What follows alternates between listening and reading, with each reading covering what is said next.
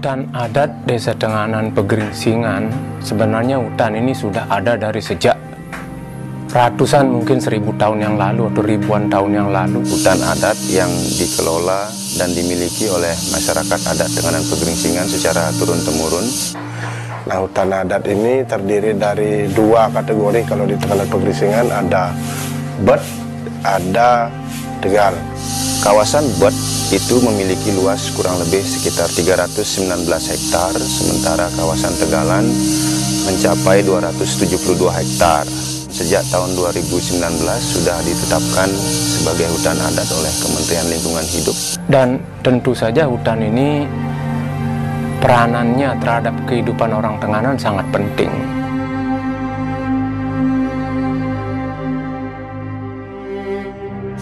Terkait dengan aturan pengelolaan di kawasan hutan adat, secara khusus memang diatur dan bersifat tertulis dalam aturan adat yang disebut awig-awig. Salah satunya pasal 7, kami tidak boleh menjual atau menggadaikan tanah keluar. Ini pun diperkuat dengan pasal 37, di mana orang luar ini tidak boleh memiliki lahan di dalam wilayah adat Tenganan Pegeringsingan.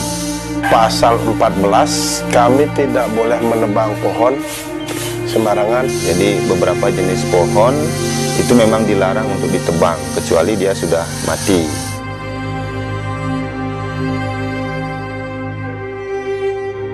Terkait dengan pengelolaan hutan, sebetulnya warga adat Tenganan Pegeringsingan asli dalam mengelola tanah milik desa adat ini bekerja sama dengan petani penggarap atau dalam istilah lokal disebut penyakap. Kalau hasil hutan di Tenganan Pegeringsingan ada beberapa jenis buah-buahan, entah itu durian, wani, mangga, dan sebagainya. Saya cenderung mengatakan bahwa hutan Tenganan ini adalah hutan produktif, karena terdapat banyak buah-buahan atau tanaman yang menghasilkan buah yang bermanfaat baik secara ekonomi maupun secara konservasi.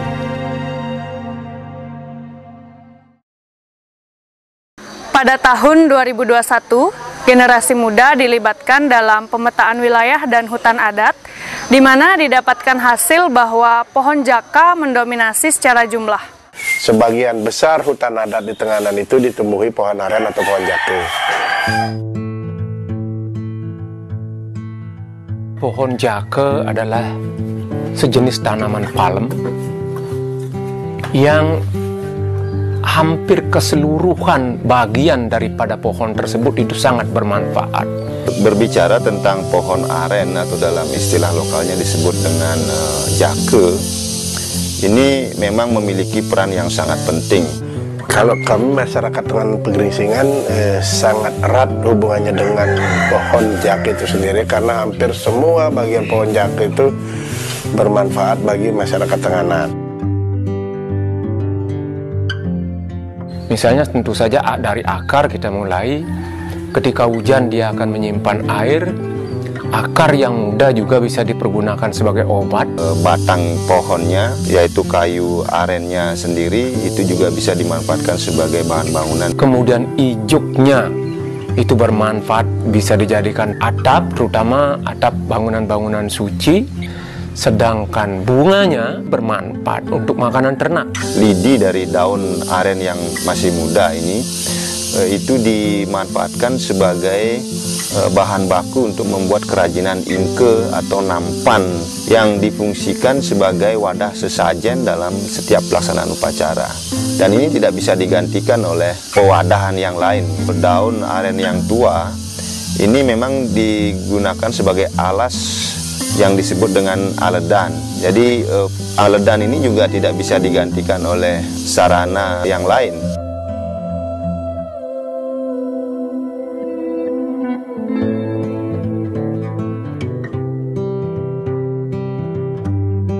Pembentukan kursi ataupun kabinet, meja, jadi itu pemanfaatannya dari bentuk alam itu sendiri.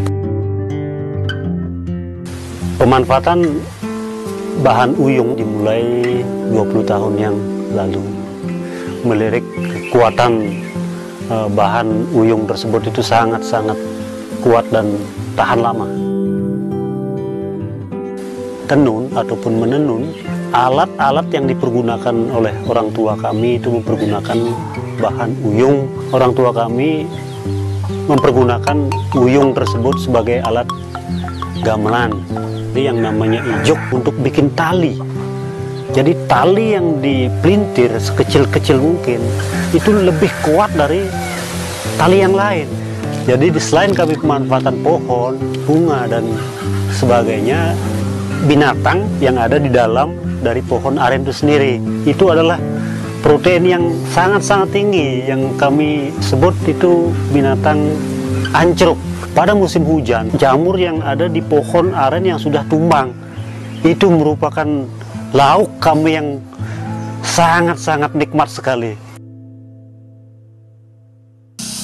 Fungsi pohon aren kalau dikaitkan dengan pelaksanaan ritual upacara, tentu yang utama adalah pohon aren sebagai penghasil tuak.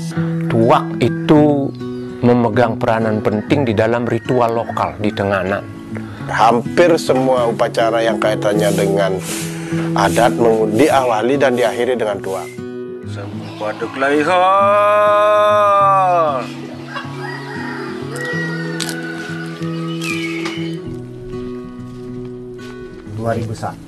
Kami mulai menekuni. Awalnya kami tidak bisa, kami belajar dan belajar. Kalau pohon jako di penggarap saya ini kemungkinan banyak. Kalau tidak salah ini 1 hektar ini sampai 100-an. Proses pembuatannya itu bukannya sari tapi getahnya yang diproses. Inilah bumbu tuak yang asli dan sebenarnya. Dipukul pakai ini, baru dibungkus pakai sabut kelapa. Diisi wadahnya itu baru dinaikin.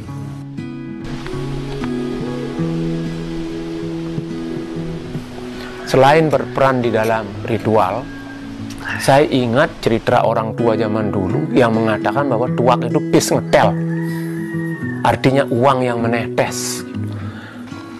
Artinya bahwa tuak itu mempunyai nilai ekonomi yang sangat tinggi. Pasar tuak zaman dulu itu di pertigaan Desa Gumung. Itu mereka bawa dengan waluh. Dalam 1 tahun nilai penjualan tuak aren itu bisa mencapai 1,3 miliar. Itu dengan asumsi bahwa 1 liter tuak aren itu seharga Rp15.000.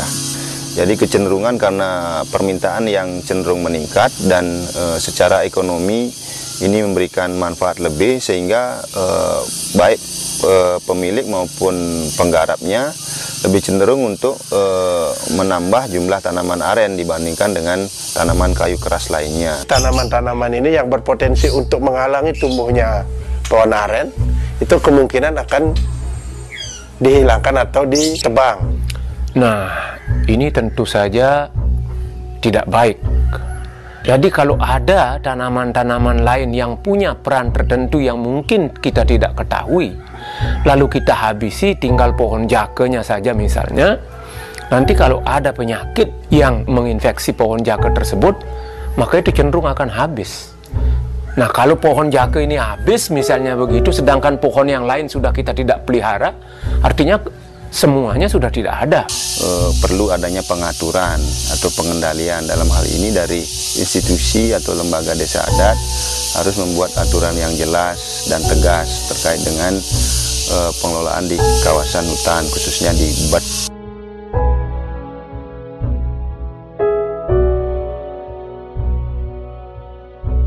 Penggunaan tuak sudah terjadi pergeseran. Kalau dulu tuak memang dipakai sebagai sarana upacara selain juga untuk dikonsumsi, tetapi apa yang saya lihat hari ini, konsumsi tuak itu menjadi sedemikian meluas, tidak lagi memperhatikan tempat, waktu dan juga keadaan. Orang lokal di sini menyebut tuak, berasal dari kata metu dan wak. Metu artinya keluar, wak itu artinya suara, ucapan. Jadi kalau kita sudah mulai ada rasa mabuk, maka kita tidak sadar suara kita akan semakin meninggi. Nah, kalau hanya suara yang meninggi tidak masalah. Tetapi kalau emosi meninggi sampai terjadi kekerasan, ini yang kita tidak inginkan. Rasa mabuk itu berpengaruh kepada saraf, berpengaruh kepada kesehatan. Karena kalau makanan-makanan yang mengandung asam urat kemudian dicampur dengan alkohol, maka dia segera akan bereaksi di dalam tubuh, sehingga akan bisa menyebabkan penyakit pada tubuh kita. Bagi kami masyarakat Tenganan itu tuak itu adalah tradisi dan budaya. Jadi jangan disalahgunakan untuk generasi muda. Di sini makanya perlu ada mungkin penyuluhan, pengingatan dari tetua-tetua desa. Tetapi sayangnya kan banyak tetua juga yang ikut mabuk. Nah, seperti orang di Bali mengatakan, kalau mata airnya mengeluarkan air keruh, maka sampai ke hilir pun airnya akan keruh. Tentu saja dari pemuda sendiri harus ada juga yang memberikan contoh. Kita tidak boleh menggantungkan diri kepada yang tetua saja. Kalau tetuanya ikut mabuk, ya kita pemuda jangan ikut kalau kita punya kesadaran terhadap hal itu. Nah, oleh karena itu barangkali desa harus berpikir bagaimana mengaktifkan atau memberikan aktivitas kepada para pemuda yang bermanfaat. Misalnya, kembali kepada hutan. Coba kita lihat hasil hutan kita. Kayu kita luar biasa banyaknya. Hal ini bisa dilakukan dengan cara misalnya mengenal lebih jauh kondisi dan potensi yang ada di kawasan hutan. Kemudian berikutnya, kalangan generasi muda harus mampu berpikir kritis, dalam arti melihat kondisi hari ini tidak hanya sebatas melihat sisi positifnya, tetapi dilihat secara utuh bahwa di balik hal-hal yang baik, di situ juga terdapat ancaman. Artinya ancaman ini harus sudah dikenali, sehingga resiko-resiko di kemudian hari yang mungkin muncul sudah bisa diantisipasi.